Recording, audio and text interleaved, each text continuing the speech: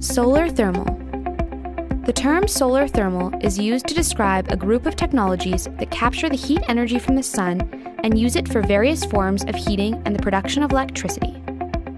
For heating, solar thermal systems are referred to as passive or active. Passive systems are more basic and have no moving parts. They simply rely on design features to enhance our ability to capture and use the sun's rays, like a greenhouse or a solar oven. Active systems have mechanical components like fans or pumps to circulate heat-carrying fluids. These systems can be used for residential or commercial heating. For electricity production, high-temperature solar thermal systems called concentrated solar power, or CSP, use groups of mirrors to concentrate solar energy on a central collector. This produces temperatures high enough to generate steam, which then turns a turbine, driving a generator to produce electricity. CSPs are primarily found in desert locations where space and sunlight are abundant.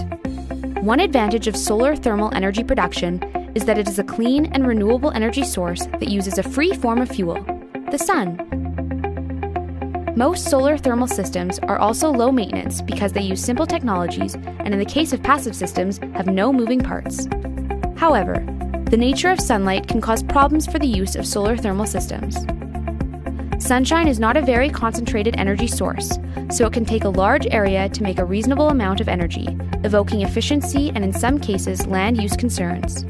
Sunshine is also intermittent, and its availability is dependent on location and time.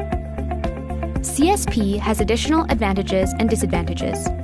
The technology's ability to produce large-scale generation is an advantage for regions that utilize centralized electricity distribution systems. In the past, this was an advantage over solar PV systems. However, innovations in PV technology are challenging this notion.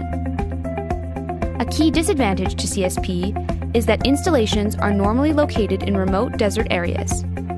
Given that steam turbines are required to produce electricity, water access and evaporation are concerns for the viability of the technology.